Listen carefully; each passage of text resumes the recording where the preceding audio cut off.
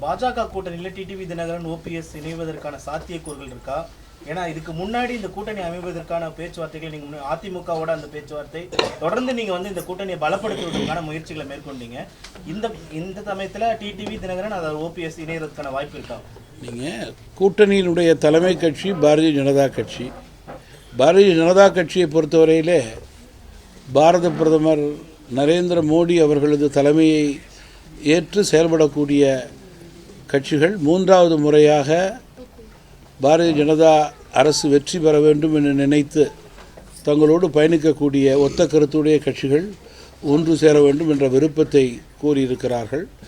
அதற்கேற்றவாறு தமாகவை பொறுத்தவரையிலே தேசபக்தியுடைய கட்சிகளெல்லாம் இன்றைக்கு இந்தியாவை வலுப்படுத்த பொருளாதார ரீதியாக பாதுகாப்பாக உயர்த்த இந்த அணியிலே சேர வேண்டும் என்பதுதான் எங்களுடைய விருப்பம்.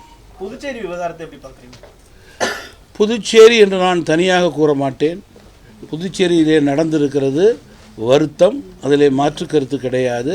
அது முதல்வரும் அந்த மாநிலத்துடைய அமைச்சருமே கடுமையான நடவடிக்கைகளை எடுக்கிறார்கள் என்பதிலும் மாற்று கருத்து கிடையாது.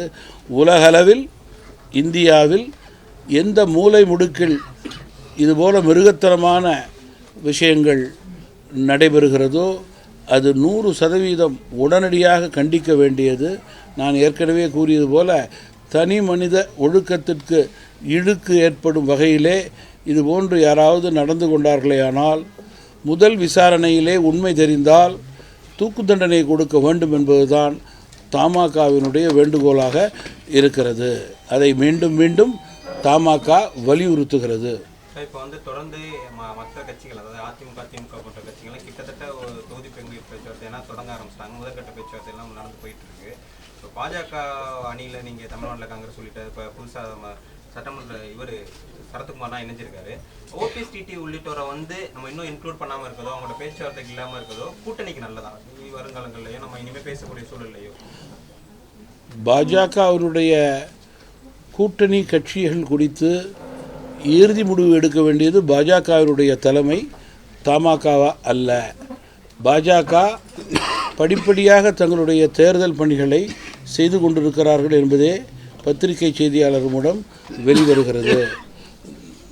நேற்றும் இன்றும் கூட டெல்லியிலே தாங்கள் சார்ந்த வேட்பாளர்கள் தொகுதி விண்ணப்பங்கள் குறித்து ஆலோசிக்கின்றார்கள் என்ற செய்தி வெளிவந்திருக்கிறது.